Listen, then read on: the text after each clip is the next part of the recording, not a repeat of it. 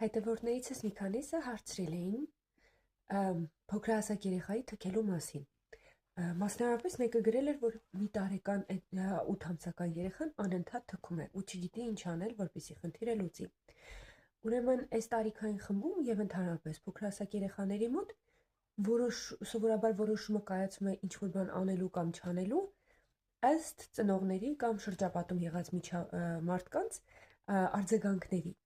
Ուրեմն երեխաները սովորաբար ինչ որ բան են անում, ծնողը կամ շրջապատում եղած մեծահասակը ծափահարում է, ուրախանում է, ինչ որ ռեակցիա է տալիս ու երեխան դրանից ենթադրում է, որ այս քայլը լավն է, պետք է շարունակել այսպիսի բան անել։ Նույն տրամաբանությունն է աշխատում վատ արարքների համար։ Երբ որ որևէ երեխա վատ արարք է անում եւ այսպես բուռն արձագանք է ստանում իր արարքի համար, քանի որ նա դեռ չափազանց փոքր է հասկանալու ինչ որ բանը լավ է թե վատ,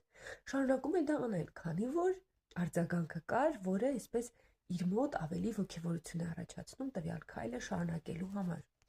Ծնողին, ով փորձում է իր երեխայի վատ արարքը, փոքրահասակ երեխայի վատ արարքը այսպես դադարեցնել, խորհուրդ կտամ հնարավորինս քիչ ուշադրություն դարձնել երեխայի տվյալ արարքին։ Այսինքն, երբ նա թքում է, մի այսպես բուռն արձագանքեք դրան, ասեք՝ մի արա, չի կարելի եւ այլն եւ այլն։ Փորձեք, երբ տեսնում եք, որ սկսում է թքել, նախ նրան շեղել, օրինակ, տեսնում եմ քո մեքենան այնտեղ, արի գնանք մեքենայով խաղանք, կամ օ, հələ նայի դրսում ինչ կա։ Եվ այլն եւ այլն։ Այսպես պարզ մեթոդներով նախ շեղում ենք ուշադրությունը ու երկրորդը հնարավորինս ուշադրությունը չենք կենտրոնացնում տվյալ արարքի վրա։